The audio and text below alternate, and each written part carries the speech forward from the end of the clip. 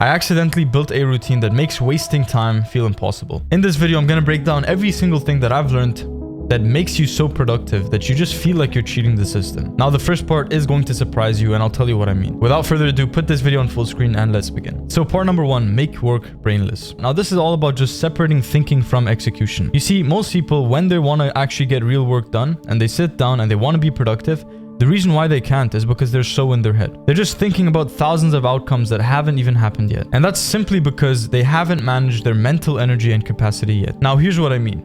Most people confuse planning with taking action. Now, planning is essential, right? Planning is by all means important, but don't confuse it with action, right? Action delivers the actual outcome, and that's what we want. Because the moment you confuse planning with actual work, then you get drained before the task even starts. Most people will plan for 3-4 hours, and although that's good, in their mind, they take it as work. They think that they're working for 4 hours so that when they start working again and they want to be productive, I mean, think about it. They've already been working for 4 hours, so their productivity level, their energy level must be over here. So just split the two. Action is action and planning is planning. Never combine the two, because then you're going to plan and think it's work, and when it's time to do the real work, you'll be drained. Another concept that is really going to help nail this point down is grease the groove. You see, a long time ago, I was stuck at 2 to 3 pull-ups. I could only do 2 or 3 pull-ups maximum. So the way I was able to go from 2 to 3 pull-ups to 15 pull-ups was with grease the groove. You see, the way I used to train before is I used to just do pull-ups till failure. I kept doing pull-ups until my muscles were fatigued and I was pumped and I couldn't do anymore. And think about that. That's good, but the problem there is you're telling your brain pull-ups are hard, creating the signature in your mental space where the act of just doing pull-ups relates to muscle fatigue and being pumped and being very slow. So the way I actually switched and I greased the groove is I started to just do 1 pull-up. I would go on the bar, do 1 single pull-up, then stop. And what this did was it trained me to think that pull-ups were easy. It trained my brain to feel that the act of doing a pull-up was smooth and fast and easy. Every 15 minutes, I'll do 1 single pull-up, I'll do a full pull-up, full range, but I'd make it easy. And the more I did this, the easier it actually got to do that 1 single pull-up. And then I did 2, and that became easy. And then I did 4, and then 5, and then 6. So the question is, how do you actually apply this to being productive? You start with the bare minimum. You know, the thing that you think is incredibly useless, you just have to start over there. Start at step 1, baby steps, and just grease the groove. Instead of thinking about, you know, I have to do 3 hours of deep work to become successful. I have to work for 15 hours to just achieve something. Instead, you need to shift the frame so that you're able to work for 15 minutes at a time. If you think about being able to work for 2 hours straight to be focused, I mean, what does 2 hours consist of? 2 hours consists of 10 minutes multiplied by X amount. So 2 hours consists of just many 15-minute time blocks. So if you're not able to focus for just 15 minutes, then how can you focus for the full 2 hours? Now, that is a question you have to ask yourself. So grease the groove when it comes to productivity. And I'm going to go into one of the most important things about this whole video. But before that, if you like this video, then leave a sub on this channel. If you're watching videos like these, it means that you want to be your best self. You know, you're tired of being average. You're tired of just living the same life, and you actually want to make a change towards your future self. You want to be that best version of yourself. And if that sounds like you, then you're in the right place. Now, part number 2, build momentum traps. So what a momentum trap actually is, you know, when momentum just kicks in and you start feeling good about yourself, you know, you start feeling like you're powerful, you can do all this work, you feel confident, everything skyrockets, your productivity skyrockets. Now that is momentum. And you know, you've always felt that, you know, once you're in that state, it seems harder to go down than to continue going upwards. That is the art of momentum. And that's why it's so important to take these baby steps, these 1% improvements that we always talk about, in order to build the momentum, in order to get the ball rolling. And there's actually a way to trap yourself into momentum, to trick your brain into actually building its own momentum. So the whole idea here is make stopping feel wrong. You see, once you start, it is so much easier to keep going. The first step is always going to be the hardest. It's always going to be like, there's so much friction. I can't, you know, focus my mind on something, and I just can't see the end result of what I'm doing. But you have to overcome that. You have to move despite that confusion, despite that, you know, that overthinking. That's also part number 1, separating thinking from execution. You're probably going to have all this friction towards the actual task, but you just have to do it anyways, right? Do the hard work, especially when you don't feel like it. You probably heard that before. So make stopping feel wrong. Now the question is, how do you make stopping feel wrong? And the way you do this is by being so enveloped, so focused, and so just driven into the task that you were doing. It is so fun, it is so enjoyable, and you're such in a flow state that stopping would feel bad. It would feel bad to stop because You know, why would you stop something that you're enjoying? Now, the question is, how do you make that mental switch, right? The mental shift where you start to actually enjoy the things that are good for you and you stop enjoying the things that are bad for you, and vice versa. And that's all to do with dopamine. Simply understanding dopamine baselines and thresholds. You see, this is a key point that I will say in every single video. The dopamine baseline determines what you enjoy and what you don't enjoy. If your dopamine baseline is very high due to scrolling, due to wasting time, stimulation, entertainment, and all these things, then it's going to be harder to enjoy anything below that. So the higher your dopamine baseline is, the less things you actually enjoy. The less you're going to enjoy work, the less you are going to enjoy the simple habits, the simple routines, simple things like just having morning coffee, going for a walk. And those things, if you enjoy them, that is when you lead a better life. That is when you are more productive. So a high dopamine baseline, the reason why you get high dopamine baselines is because you're either scrolling too much, you wake up and you scroll first thing in the morning, you hit the vape, you eat junk food, you eat processed food, you don't take care of yourself, you always chase fake dopamine. And I'll basically drop a list of fake dopamine things over here. If you do any of these things,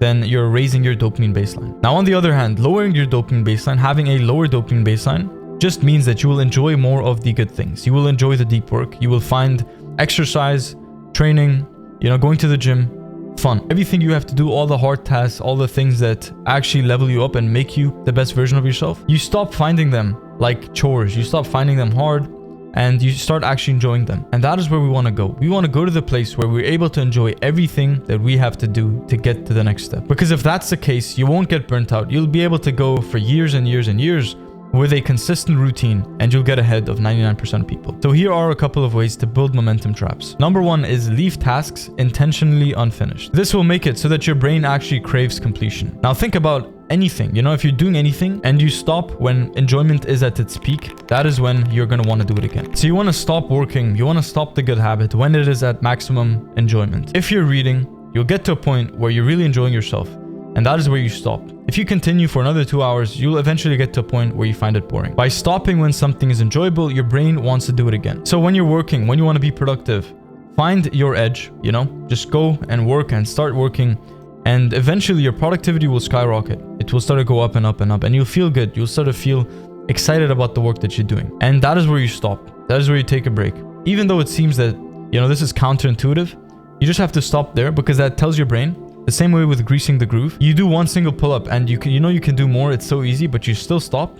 It's just telling your brain, it's rewiring your brain chemistry to change the way you see the task. And if you change the way you see the task, then the task itself changes. You know, obviously, if nothing changes, nothing changes. So to get different results, you're going to have to either see things differently or do things in a different way. And another thing is planning tomorrow today. A lot of the times you will start your day, and we all know this, the start determines how the day goes, which determines how it ends. So if you want a good day, if you want to win the year, you need to win the month, and then you need to win the week. And because you need to win the week, you need to win the day, right? And winning the day starts with winning the morning. And how do you win the morning in the most effective way? You start by winning the night before. Planning tomorrow today. Most of the successful people at the very top, they plan tomorrow today. They take out a journal and they get ready for the day ahead because they know once they wake up, they need to execute. There's no time to think about what I'm gonna do, to think about, you know, do I feel like doing this? Planning tomorrow today creates an actual plan and structure to remove randomness and remove inconsistencies. It's like the night before, you're telling yourself, this is what is going to happen tomorrow. It's like life scripting. The same way in a movie, the director scripts everything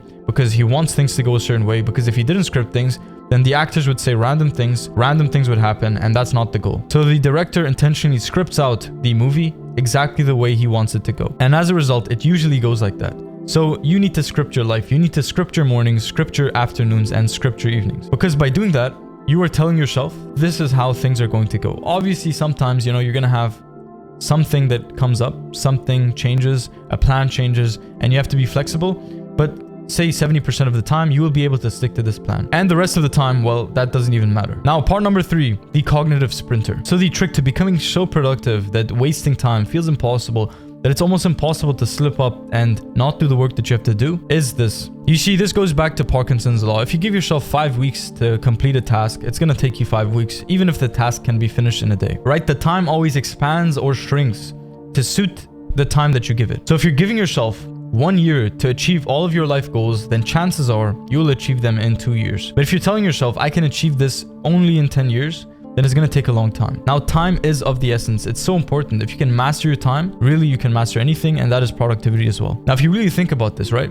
if you have extreme mini sprints with impossible deadlines, then you're always going to get more productive, more results than usual. If you're thinking about, what are you doing throughout your day? If you just aim to achieve 100 times more, then chances are you will maybe achieve 12 times more, but that's still an upgrade. If you set yourself very impossible deadlines, like that a task takes 5 days to complete, but you tell yourself, I'm going to finish this in 2 days, chances are you might finish it in 3 days, but that's still better than 5. You see, Amazon does this spectacularly with their expectations. People think that Amazon deliveries come very fast, which they do, but what they do is they set the right expectations, right? If it's coming in 2 days, they never tell you that it's going to come tomorrow because that sets false expectations. Instead, they might tell you it comes in 4 days or 5 days, and then you receive it 3 days earlier and you're so happy. It's not that the packages come very fast, it's that they always create this time buffer. They always tell you that the package is going to come after it comes. And that expectation setting really changes everything. So inside our community Discipline OS, I had to make 9 videos, 9 extra videos as for the course modules. And this usually takes anywhere from 1 week to 1 week and a half.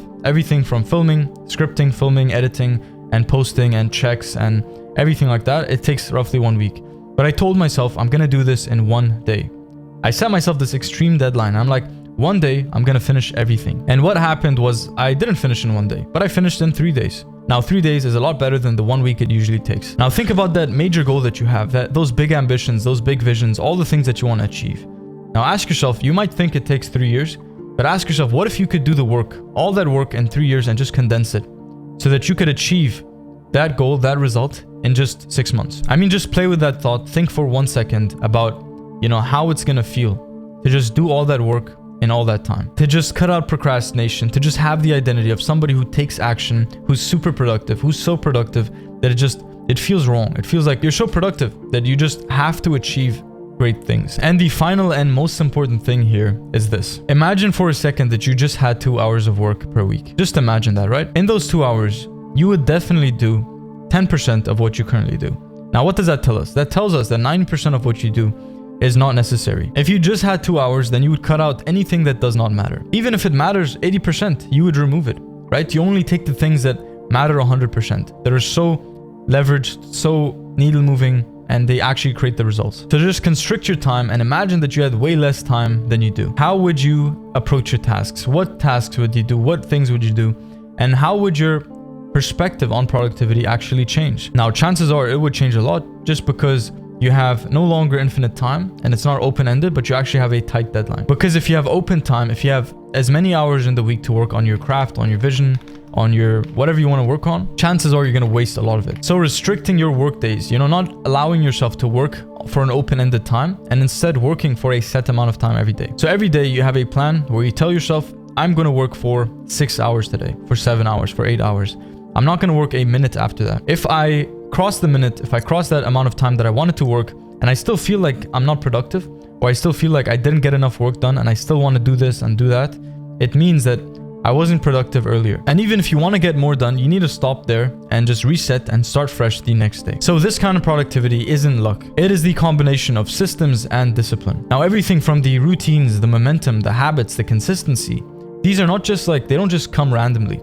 They're built with intention, with systems, with proper guidance and a community like Discipline OS. Now, if you want to make real change, if you know that there are things in your life that you need to optimize, if you want to get to the next step, if you want to achieve the success that you want to achieve and achieve your goals, that's actually exactly what we do inside Discipline OS. We have 2 weekly calls, around 20 video modules and challenges, plus the community where you can connect and talk to everybody. Now, the routines, the momentum, the ability to execute even when you don't feel like it. So click the link in the description below and I'll see you in the next one. You got this.